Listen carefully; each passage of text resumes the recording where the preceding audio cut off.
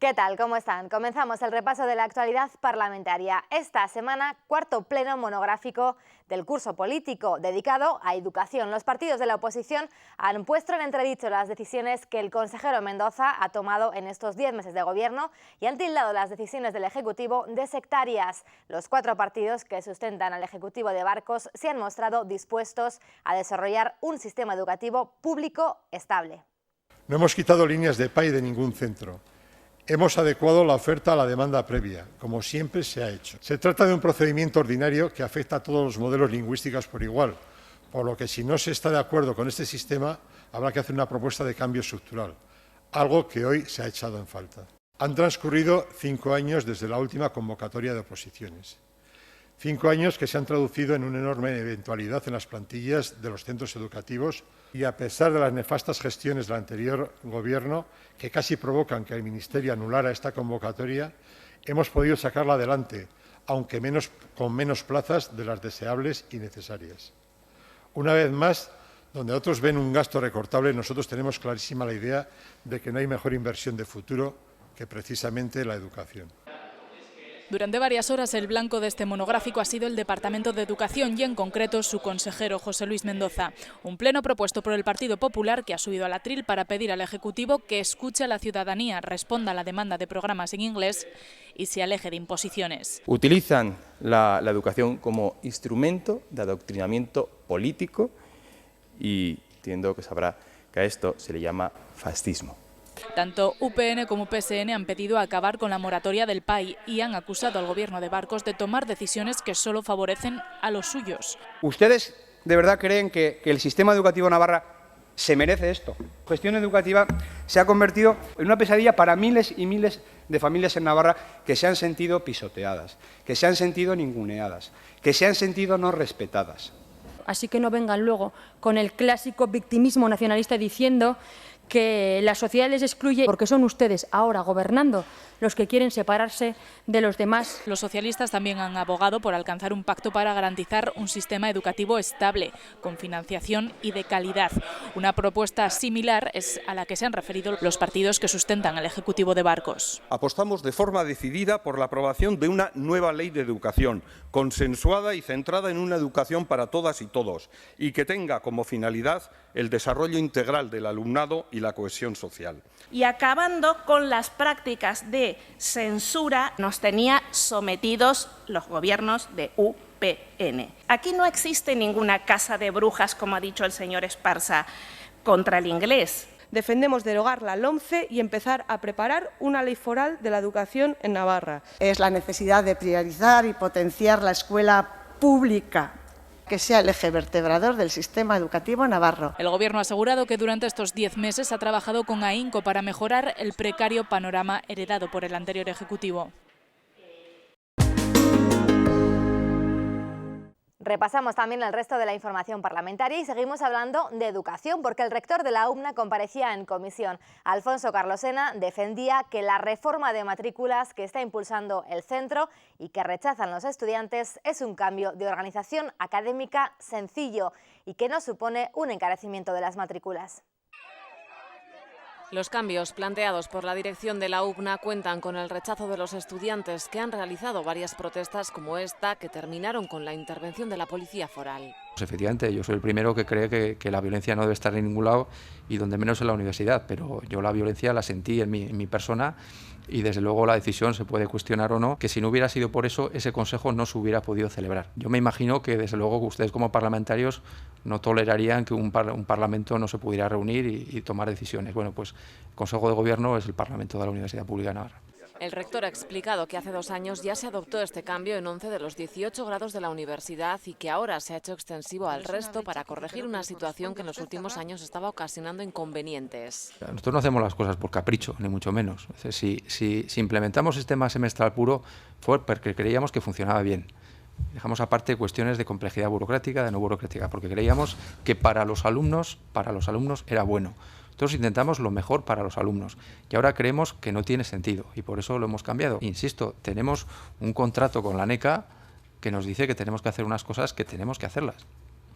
Y por tanto hay cosas que son absolutamente innegociables. Los grupos han resaltado las diferencias de opinión entre el equipo rector y los alumnos y hacen un llamamiento al entendimiento. Hay cuestiones que nosotros consideramos que no tenían que ser una vuelta de tuerca total 100%, que se podía pausar y establecer un cronograma, incluso también para conocer las bondades o no de lo que se está haciendo. Pues yo no he visto ninguna, en este cambio no he visto ninguna justificación o ninguna medida o ningún argumento a favor de los estudiantes y de las estudiantes. El rector asegura que el cambio no supone un encarecimiento de las matrículas y en cuanto a las tasas ha recordado que la dirección del centro no tiene capacidad de cambiarlas. Reducir la segunda matrícula y ponerla a precio de primera matrícula supondría un impacto global en torno a 2 millones de euros del presupuesto de la universidad.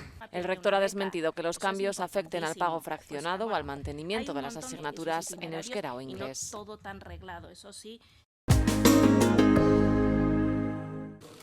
El texto pedía trasladar el malestar de la Cámara Navarra por haber recibido con honores a quien ha pertenecido a una organización terrorista y que tras haber cumplido condena no ha pedido perdón a las víctimas, y rechazaba también la utilización que Otegi habría hecho de una institución pública como el Parlament catalán. Que no ha respetado ni la libertad ni los derechos humanos, atenta contra la dignidad de la sociedad española y supone, y eso nos importa lo que más, una falta de respeto a las víctimas del terrorismo de ETA. Encarna lo más oscuro y lo más duro de los últimos años en relación con el terrorismo, en relación con las libertades, en relación con la democracia. Ver a una persona que ha sido incapaz de condenar asesinatos, de condenar atentados, asesinatos, como digo, a propios compañeros del Partido Socialista, pasearse por las instituciones como un hombre de paz, cosa que no es. El texto ha sido rechazado con los votos en contra de Geroa Bai, EH Bildu, Podemos e Izquierda Esquerra. Estamos en periodo preelectoral y aquí todo el mundo está utilizando pues todo lo que tiene a su alcance para hacer campaña electoral. Arnaldo Otegi es, y no lo ha dicho solo Euskal Herria Bildu, es una persona que ha trabajado activamente por conseguir la normalización política y traer la paz a este pueblo. Entendemos que tendrá que ser el Parlamento catalán quien se pronuncie sobre la idoneidad, oportunidad o no de que comparezca el señor Otegi. Nosotros no consideramos que este Parlamento se tenga que pronunciar respecto a lo que hacen los parlamentos de otras comunidades autónomas.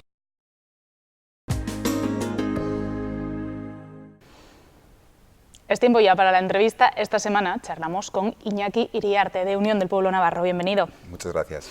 Bueno, primera vez que estás en esa primera fila de la política aquí en la comunidad.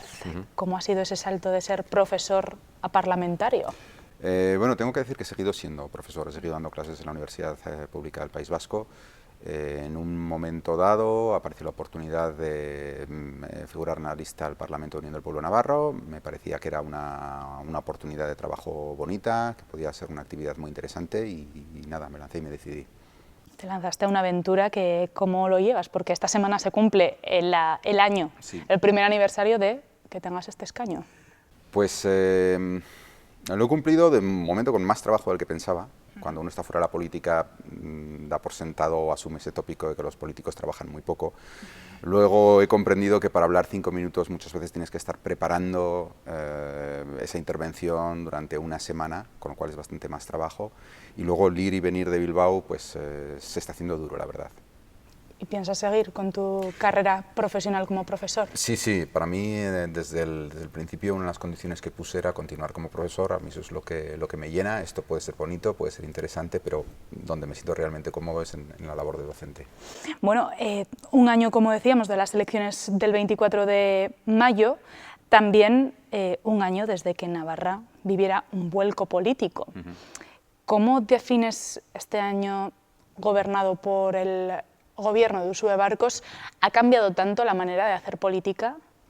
No creo que haya cambiado demasiado la manera de hacer política respecto a las expectativas que podían tener determinados sectores de la sociedad, que podían pensar que la llegada de un gobierno del cambio iba a implicar que ya no iba a haber zona azul en el ayuntamiento, que no iba a haber, no lo sé, que todo iba a ser, iban a correr los ríos de leche y miel. En ese sentido, creo que una parte de la sociedad que apostó por ese cambio pues se ha dado de bruces, si se puede hablar en estos términos, con la realidad que, bueno, pues los políticos gobiernan, pero gobiernan teniendo la realidad como límite y teniendo en ese sentido pues unos límites presupuestarios a los que tienen que adaptarse. Sí creo que ha habido cambios, pero obviamente mi perspectiva es que han sido cambios a peor. Creo que la sociedad navarra está más polarizada desde el punto de vista identitario, que se han producido tensiones en temas como la educación, como la ikurriña, que no se deberían haber producido, y que en lugar de tranquilizarse las cosas, creo que ha sucedido más bien lo contrario, que se ha añadido más debate, más confrontación en la sociedad navarra. Un gobierno, el de Uxue Barkos, sustentado por 4 fuerzas diferentes. Es la primera vez que esto ocurría en Navarra. ¿Cómo lo habéis vivido desde UPN, en concreto desde tu escaño? ¿Cómo se vive estas sesiones de pleno, las comisiones? ¿Se puede llegar a un buen puerto? Obviamente mi perspectiva es crítica con ese acuerdo entre 4 fuerzas políticas, que son realmente más, porque dentro de Izquierda-Esquerra es una coalición de distintas fuerzas políticas, las que estaban en Izquierda Unida, estaba Batzarre, las que se conformaban Batzarre, Gero Abay es también una coalición, Euskal Herria Bildu es asimismo una coalición, con lo cual efectivamente da la impresión de que son muchos ingredientes para llevar a cabo políticas coherentes. Y es cierto que desde el escaño, cuando atiendes a los debates parlamentarios, en muchos momentos percibes esos diferentes puntos de vista, esas diferentes perspectivas políticas, y te preguntas cómo consiguen solventarlas. Realmente no lo consiguen, ¿no? Pero cómo consiguen continuar con el día a día a pesar de las tensiones que se producen entre ellos. Es una legislatura, este primer año de política, marcado por la educación, también por el euskera. Sin duda el euskera tiene un lugar muy importante en la sociedad navarra, y eso es algo que debemos asumir todos. Sí es cierto que para el nacionalismo vasco, para ese mundo, el euskera representa el elemento que nos define como vascos, como navarros por excelencia. La mayor parte de nosotros no nos dedicamos ni a cortar troncos, ni a levantar piedras. Nuestra diferencia cultural, al menos eso sí lo perciben ellos, viene dada por el euskera, y en ese sentido le piden al euskera que sea mucho más que un instrumento de comunicación, le piden que sea el baluarte de nuestra identidad. Y yo soy muy crítico con esa perspectiva, creo que es muy malo para el euskera y que a la larga eso traerá consigo una uniformización ideológica de la comunidad euskaldun, y eso será muy nocivo. A lo largo de esta legislatura, ¿crees que se va a terminar con esa confrontación y se va a entender el euskera como un valor? Por desgracia me temo que no. Me temo que, como digo, para ellos, cuando uno estudia la evolución del nacionalismo vasco y ve cómo el eje pasó de la raza, una vez que la idea de que hay una raza vasca, eso se evapora, se comprende tras la Segunda Guerra Mundial, que es absurdo, el peso se pone en el euskera. Entonces, tengo la sensación de que su apuesta es efectivamente por extenderlo a toda la comunidad, porque lo comprenden como un elemento identitario y consideran que la población que no es bilingüe, pues que le falta algo. Está, como en su momento dijo pues un ideólogo de nacionalismo famoso, Krudby, que estaba castrada. Entonces, desde el mismo momento en que dan tanto peso al euskera como elemento identitario, creo que por desgracia las polémicas en torno al euskera van a continuar.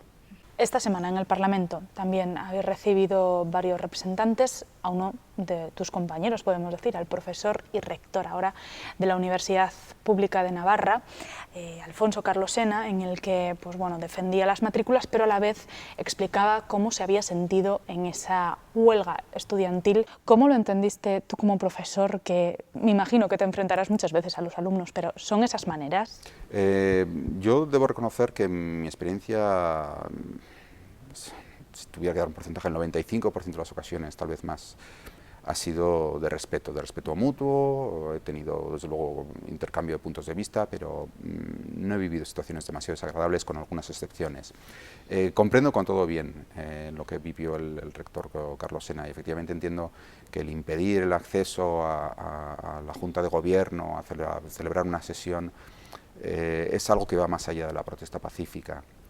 Los insultos que recibió, etcétera, es algo, por desgracia, relativamente común en la Universidad Pública de Navarra y en la Universidad del País Vasco, y desde luego creo que son actitudes que tendrían que terminar. Hay una parte del mundo estudiantil relacionado con la izquierda abertzale que debe comprender de una vez por todas que no son formas, que las ideas deben reivindicarse, deben defenderse por medios pacíficos y respetando a los otros.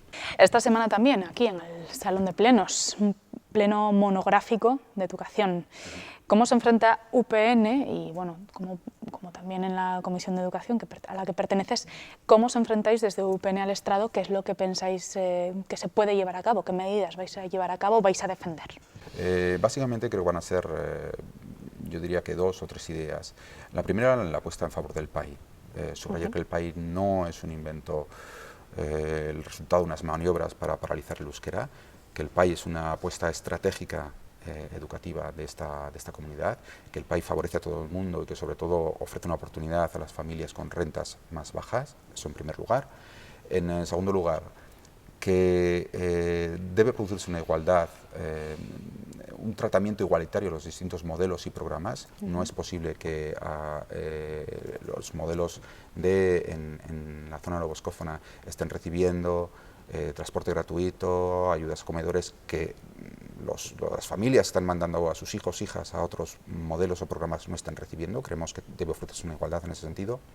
Y en tercer lugar, nuestra gran idea, y creo que es la constante del discurso de UPN en relativa a la educación, es la apuesta por la libertad.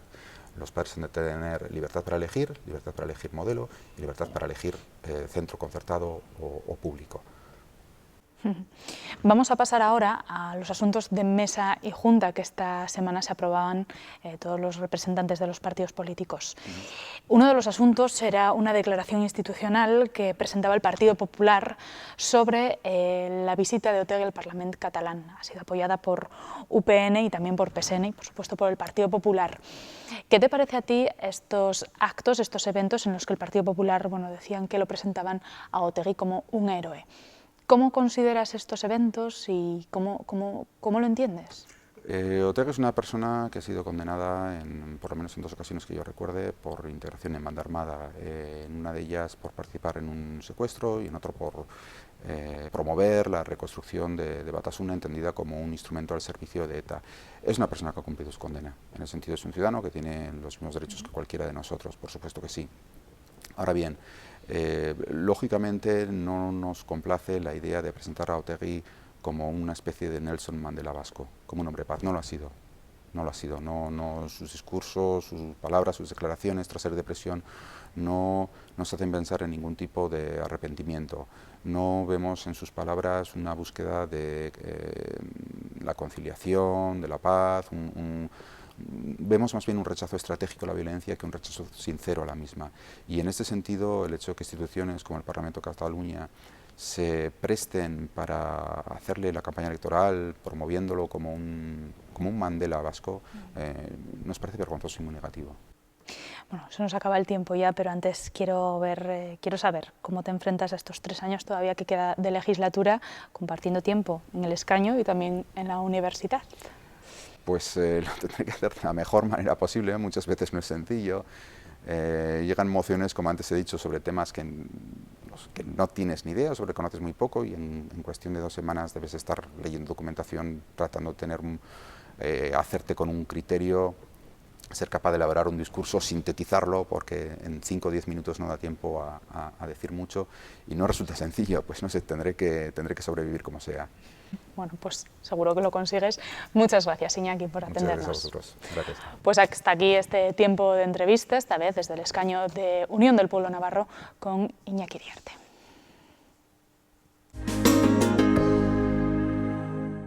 Y esta semana ha sido el Día Mundial de la Esclerosis Múltiple, una enfermedad neurodegenerativa que afecta a unas 670 personas aquí en Navarra. El acto central se ha celebrado en el Parlamento. La Asociación de Esclerosis Múltiple de Navarra ha pedido al Gobierno central el reconocimiento del 33% de discapacidad cuando se diagnostica la enfermedad, algo que ya pidió el propio Parlamento de Navarra. Esta semana todos los grupos han vuelto a mostrar su compromiso con las personas afectadas. Hoy miércoles 25 de mayo, cientos de asociaciones de todos los rincones del planeta nos unimos para celebrar el Día Mundial de la Esclerosis Múltiple.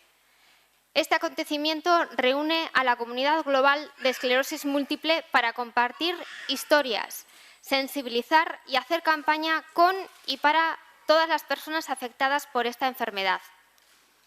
Todas juntas hemos llegado a cientos de miles de personas en todo el mundo, cada año con campañas centradas en un tema diferente. Este año 2016, el tema elegido es la independencia.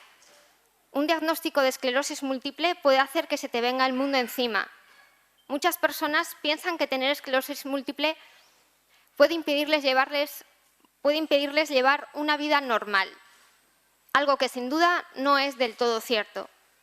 Este día celebramos todas las formas en que las personas con esclerosis múltiple conservan su independencia y siguen adelante con sus vidas, unas veces gracias al apoyo de familiares, amigos y amigas, otras con ayuda de adaptaciones y flexibilidad en el hogar y el trabajo, con el apoyo de organizaciones de esclerosis múltiple, opciones de trabajo y estilo de vida eficaces, ingresos económicos estables o incluso simplemente un cambio de actitud.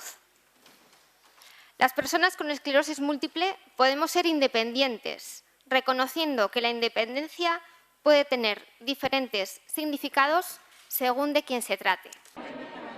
Es una de las enfermedades neurológicas más comunes entre la población de 20 a 30 años. En Navarra son más de 670 las personas afectadas, la mayoría mujeres. Una de ellas es Pilar. Le diagnosticaron la esclerosis múltiple con 30 años. En muy poco tiempo avanzó mucho la enfermedad, entonces a los 5 años de haberme diagnosticado ya empecé a coger un par de bastones y ya terminé en la silla de ruedas.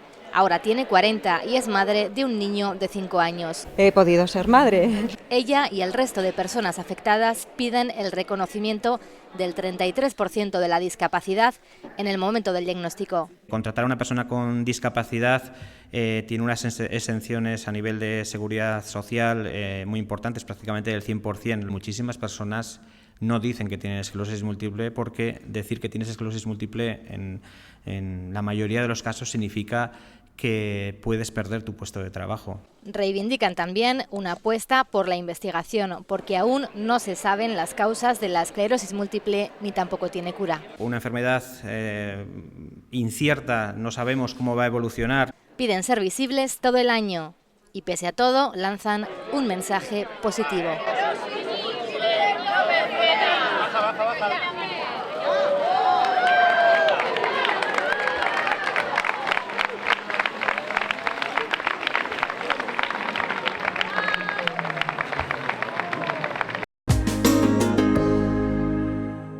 También la Cámara Foral ha acogido una sesión formativa y de sensibilización a la ciudadanía con motivo del Día Internacional de Acción por la Salud de las Mujeres, un día que se celebra con el propósito de reafirmar el derecho a la salud como un derecho humano de las mujeres al que deben acceder sin restricciones o exclusiones de ningún tipo y a través de todo su ciclo de vida.